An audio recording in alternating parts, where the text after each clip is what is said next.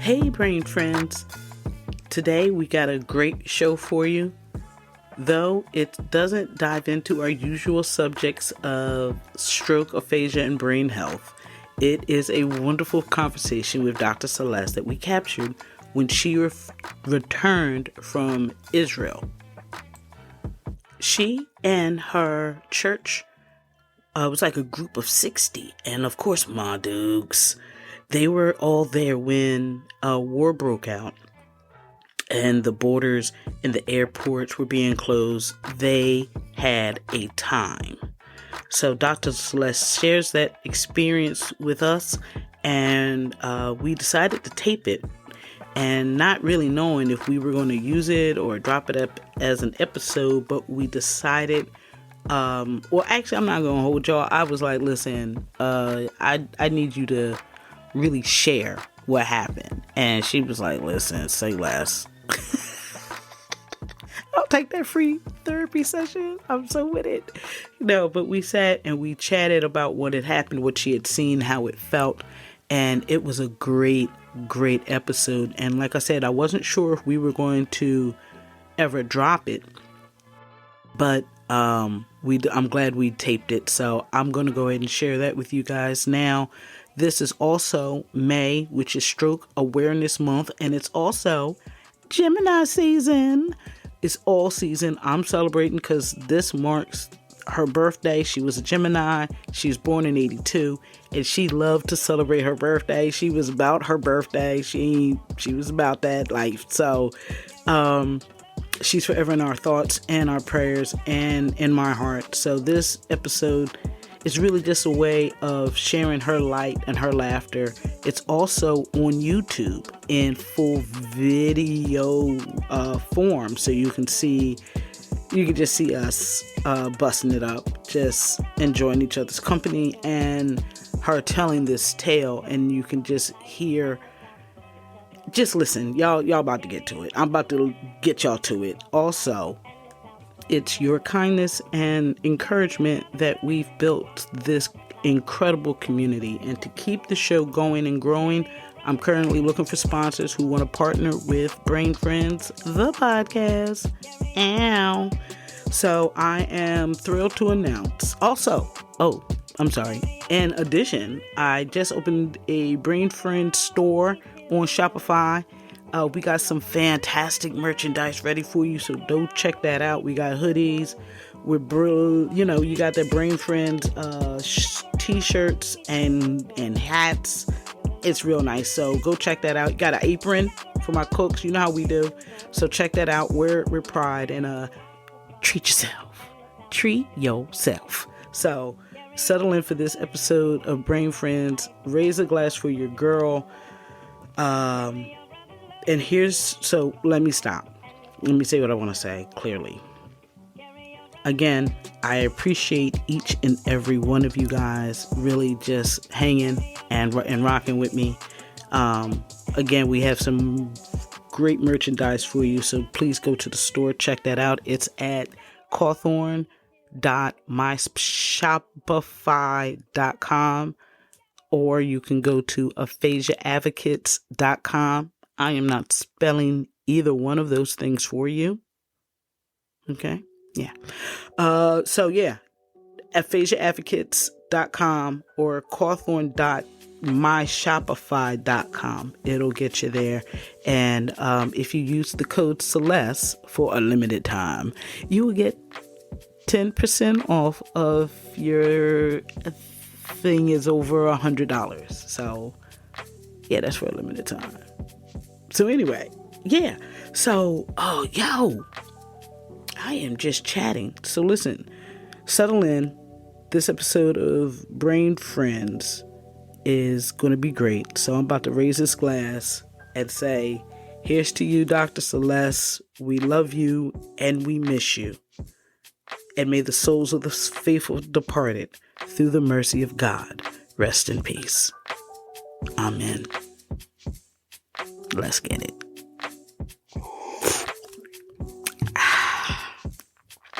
Oh, all right now. Welcome to Brain Friends, where two neuro nerds talk all things aphasia, language recovery, culture, and community. I am Dr. Dictrina Seles Gatson, a clinical speech-language pathologist and neuroscientist. And I am Angie Cawthorn, stroke survivor and aphasia advocate. Welcome to our show. Welcome to Brain Friends. We want to thank all of our listeners for downloading the podcast. We appreciate everyone listening, so please tell a friend to tell a friend that we are here. And we are. Hey, Angie. How are you feeling? What is going on with you? It is all about you. Welcome home. Welcome back. It is a blessing to see you. Thank you. Oh, I got too much sunshine coming in on me. There we go. Sunshine on you. Ain't too much sun. It ain't never going to be too much sunshine. Honey, because you the light. Okay, come on, God. Bring this light on me. Shine on me, Lord. Yes, I receive all of that. I do. I realize that my brain situation with sunlight, my relationship with cloudy days and sunny days, I didn't realize how much I mean, I know we require the sun as humans, but like I be needing the sun. These shorter days are not for me. I'm more of a southern girl. I need sunlight till 7 p.m. This 4 p.m. is not for me. So do you feel like that increased after your stroke, or? I think because my depression and anxiety increased, therefore the feeling of downness, which is normal, in the winter blues, it has a name for a reason, right? Okay. But I do think it is more when I have this, since the stroke, it is more, I think. I know it is. It definitely affects me more than it did prior. Yeah. The not having the sun. The not having the sun. I am in need of sunlight and and look at that sun coming back in here. Okay. Come on, sun. You better manifest it. Yes. Oh my gosh. But I mean, we all have that, what they clinical weather, there's a word for it. It's more than winter blues, but it's like clinical or weather depression. Anyway, but it's definitely, if it would have been at a 5 before, it was at a 7 since the stroke. Oh, wow. And that would be everything. Whatever it was, it's up 2 or 3. Okay. Like I used to be able to control my anxiety. Well, now it's a 7. It's on a 7 at all times, unless I medicate.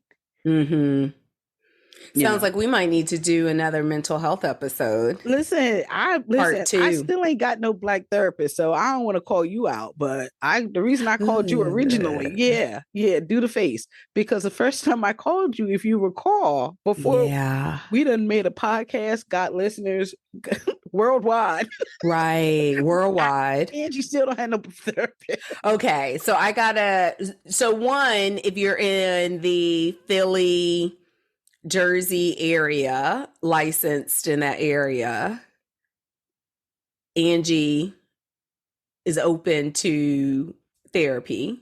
Yes. I am. I don't even know now. I don't know. Should I? Well, honey, I'm back in therapy. So I am a therapy advocate. I think that it's so important to have someone that can help you organize your thoughts.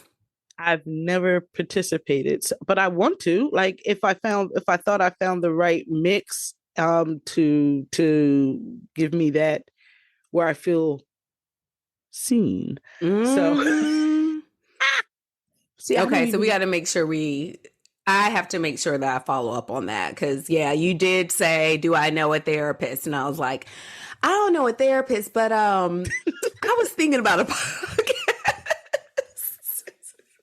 Can we record our conversations? Right. I don't know nothing what you talking about, but here I'm thinking, oh, that is too much. So listen, well, first of all, let me just say this. Let me spin this around. Welcome home. Thank you. Tell me about first of all, you went to Gaza, and you were there when things started to just start popping off in October you were there.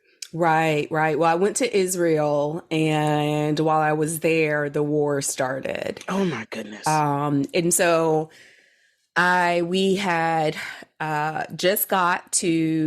had spent some time in the Sea of Galilee, and then I got baptized in the Jordan River, which was such an amazing experience because it was with my childhood pastor who originally baptized me over 20 years ago. Oh my goodness. Right. Shout out to Pastor. Give Pastor yes, a shout out. Yes, Reverend Clarence Moore. You had a good old Baptist tub that they dip you down. Yes, right. That's a full ocean spray plunge. Exactly. Yeah. And in the Jordan River, oh my gosh, in the Jordan River, it was even more hair. beautiful. Ain't nobody cares about your hair. We going in. We going down. Baby. Yes. So we did that. And then afterwards, we were supposed to head to Jericho, and we got word, as they put it, a developing situation. We have a developing situation. Mm-hmm. So they were like, we're taking you guys straight to Jerusalem. We're not going to Jericho. And as we were driving to Jerusalem, we saw smoke in the distance. And, you don't really, for me, I mean, now that I'm back home and I understand everything that was happening, but there you saw smoke and you thought, there's smoke in the distance, but you don't think that's the war that's starting or a bomb or anything like that. Right. And I remember our bus driver driving really, really fast, like just this sense of urgency among all of the leaders. The locals. That's what I wanted to know. How was your guide? How was his demeanor, and how did it change from the time you got there when everything was okay versus by the time it was like, yeah, we can't go there. We have to go east or we have to go west. They had to keep keeping you east. Right. Right, because the West Bank is where it was about to go really bad. So they had to keep bringing you east. Your itinerary that you paid for it said, take me west. Exactly. And y'all didn't really know what was going on. Right.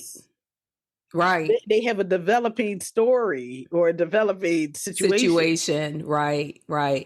So they were overall very calm throughout it. I mean, for me, sometimes just because I watch body language, I could see that it went from like sometimes when we were at certain places before everything had started that they were like, okay, let's go, to where after everything started, they were trying to keep us in certain, what now I would probably consider safe areas longer. But I think the guides were absolutely amazing in the sense of we continued to tour, even while everything was going on, but some of the places, obviously, we weren't able to go to because of the war. Right. So after a while, once Israel declared war, we realized, okay, well, it's time to go. Right. Like my name Bennett and I ain't in it. Right. It's time to go home. But some people didn't want to go. Y'all can keep that coat and that luggage. I'm just going to take this passport and get on home. It's now, time if I can go. take the coat, that would be nice. But I don't need this coat. I'll give you another coat when I get home. Right.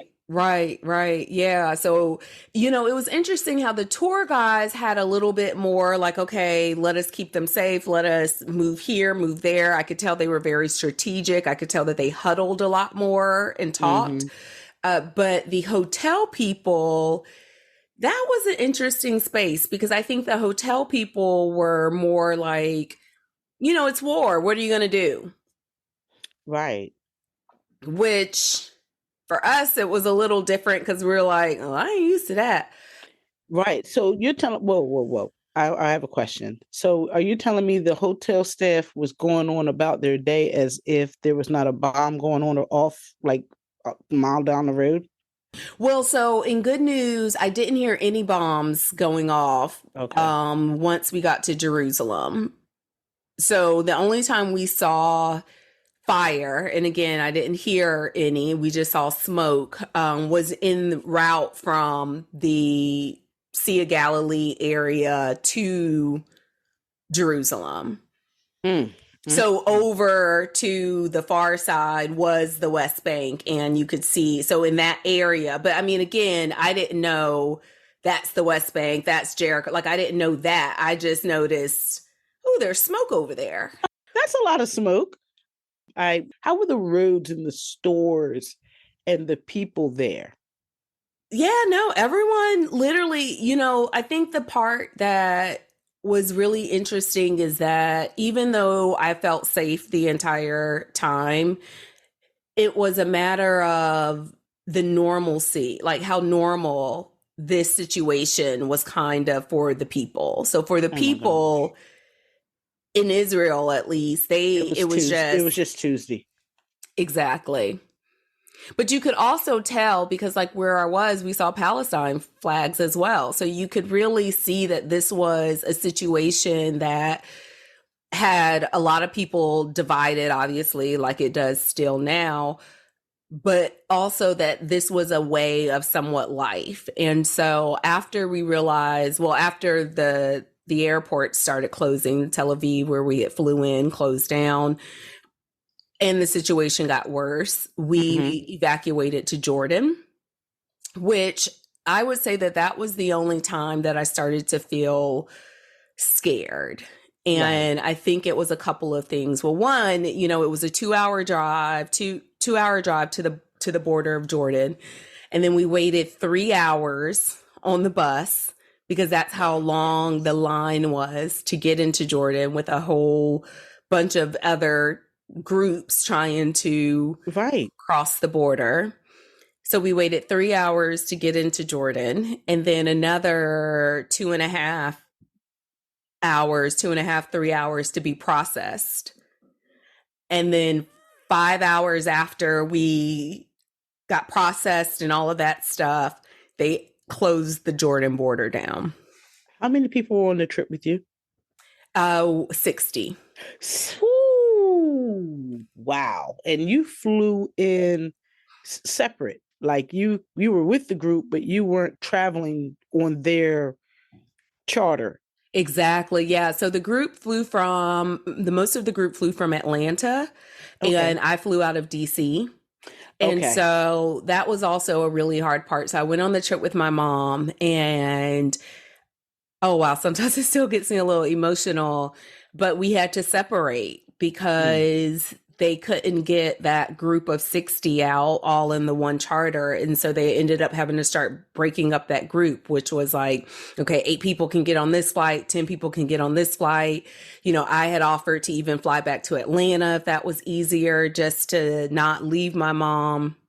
But because I was flying back to DC, it was easier for me to get on a flight to DC. And, it came the decision of, do I go and just, body on the plane, get out of here, get on a flight, or do I stay so then I can fly out and make sure my mom gets out? But the concern with that was that if I stayed and then she got out because she was going to Atlanta and something happened to the DC flight, then I would be there by myself. Then you're stuck with nobody. Stuck. And she's at least with the group that she came with. Exactly. Right. Oh my God. That is heart-wrenching. And mom is thinking, she's like, get on the plane. Yeah. She's like, I don't know what you think you doing. You getting on the plane. Right. She don't want to hear nothing. Mom is not having it. Right. First of all, she was already up doing push-ups. Okay. Mom was like, first of all, it's leg day. First of all, it's still leg day. How about that? Right. So that was the hardest part, I think, for me, was being in a space to where, one, we had to separate. And then also with the crossing over to Jordan, that was the first time, here, I'm used to the racism. Like I'm used to my US type of racism. Right. It's a certain, it's a certain flavor. It's like that. There you go. It's like down south racism versus up north racism, or out west. It is different, but now you're out of the country racism. And how exactly was that? That was, I would say that was the time that I got scared. And I think it was because one of the things that I'm not used to is the whole gender piece. So now I'm a woman and, they're speaking to me very like, get away from here, shooing me. But then there's also this piece of the point that you're black that so for an example, we were there, like I said, we were waiting like 3 hours. It took us about 3 hours to get processed, and so there was this group of white travelers that were all sitting in this area, and then their group got called up to be processed. And so then my group went over to sit in the area that they were, and all of the police people came and they were like, no, no, no, you can't sit there. You can't sit there. And I had to stop my mom because she was like, but they were, I was like, Mama, look, we not about to argue with these people. If they say they don't want us to sit here, you better pull up your luggage and sit on your luggage. You can't sit on a bench. It's like, listen, this is not the time, Mom. She like, well, they were just, Mom, right, which is why you ain't want to leave her side either. Exactly. He's giving them, first of all, what we not going to do. And you're like, yes, they will. Because we're not home, Mom. Right. You don't get one phone call. You don't have no civil rights. That's the other thing is like when you're in these other countries, you don't know what those rules are. Like even for the passport, like they wouldn't give you your passport back. Like they gave it to a man in our group, and then the man distributed all of our passports back to us.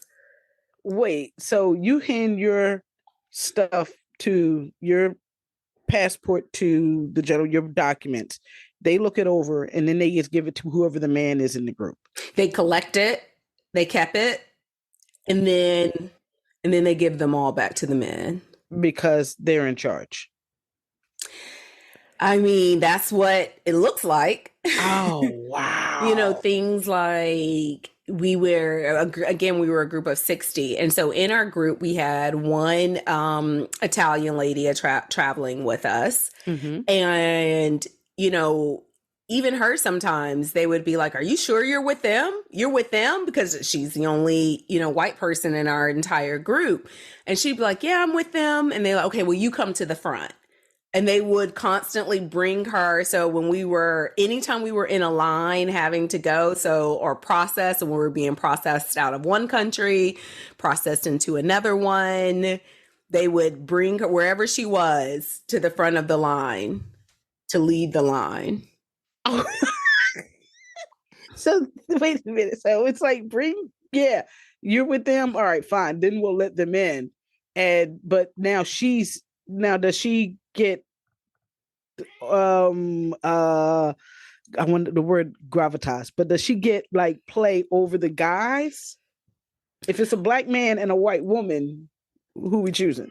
Well, so when it came to the line pieces or who would go first with scanning and things like that, she would go first. But when it came to the whole passport thing, that was still very much male patriarchal, very patriarchal. Mm-hmm. Wow. So you were catching it on every end, and it just felt different. Oh, it felt different. It felt like I don't know what I could say. It felt like they could literally do anything. And wow, like you just be quiet, like in those situations. Right. So you felt like a black person in the 1930s in America. So you was on 1887 in Alabama. Yeah. Like, you shut your mouth. You shut your mouth. Exactly. And look, honey, I'm mute. Okay. I am mute. No. Shut up. All right. Zip. Like, I'm not, just because I don't want that smoke. I don't want no smoke in nobody other country. Dr. Seles, you gave him the Friday when he was like, listen, he'd be like, shut up. He'd be quiet, but when he leave, I start talking again. DB will be like, shut up. I be quiet. But Exactly. You like, I'm going to go back. But no, I remember I was in Texas when you were in Gaza. And I was Israel. At a conference. Huh? In Israel. In Israel. I keep saying it wrong. In Israel. That's okay. And your text messages to me, because I'm watching the news from our point of view, so I'm watching American news from Texas. So I'm watching it with obviously the American spin on it. And I'm like, this is not good. And I'm texting you, and you're like, no, everything's fine. We're okay. We're just moving along. And then as it got worse, I could feel the desperation in your text and how it was coming off. And I'm like, oh no, and I remember sitting at breakfast with my husband, and I'm like, yes, things have changed. She is not as happy and go lucky as she was yesterday. Yesterday, you were like, no, we're just blah, blah, blah, and look at the picture of me. Click, click. Jesus. And then it was like, yeah, Jesus, I need you to get me out of here right now. Yeah. I think the thing for me that changed was once things started closing down, like the airport started closing down and flights started getting canceled. And then once I knew that, my mom and I wouldn't be able to leave at the same time, I think that was when it was a moment of like, okay.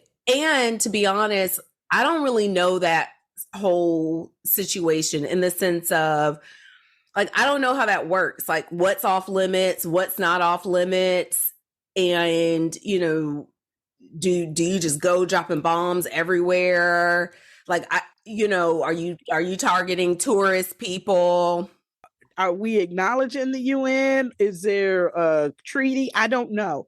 And are we just I don't know. It's too much. Exactly. And then the other thing too that I didn't know until being there is that there's also the religion that comes into place. And so, you have Christianity is basically the lowest on the totem pole, like in regards to the way they look, the way they view things. So I also didn't know that part. Like, right.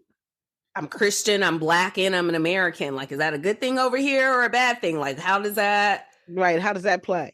How does that play? Right. And so I think the last part that was just so scary was leaving. So once I finally got to Jordan, I had time to shower, eat, and then I had to be to the airport to get on a plane to head back here, because again, it was planes on, bodies on planes, first flight out you can get. We need to get people out of here. And the flight was delayed for another almost 2.5 hours because they were concerned about the airspace. And that was the first time that I got on the plane, and the fear wasn't the plane crashing. The fear was that the plane would be accidentally shot down.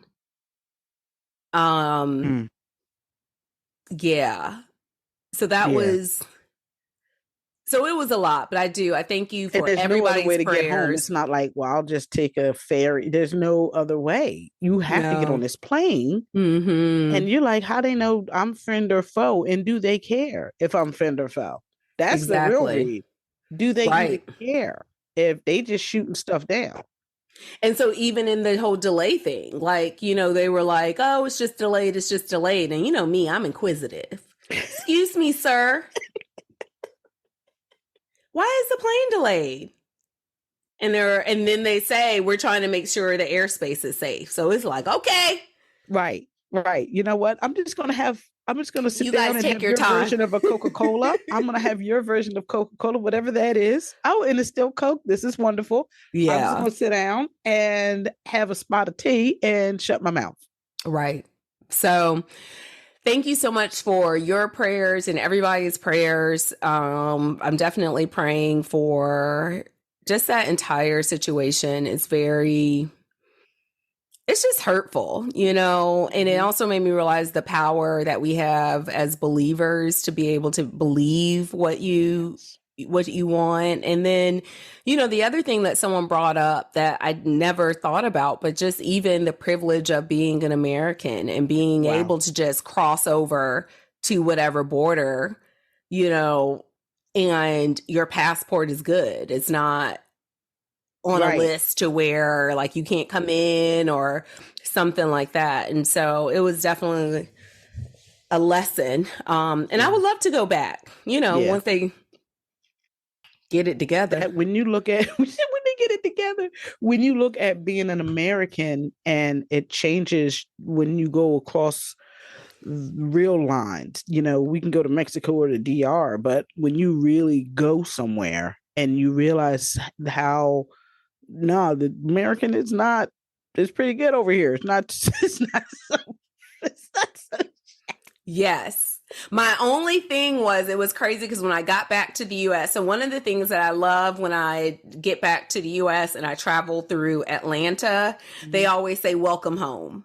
And I just think that's so nice. Like, yes, welcome home. And so I came through DC. So they were just like, all right. Yeah. Right. They got folks traveling international all the time through DC. I'm like, where's my welcome home? I'm so glad to be back home.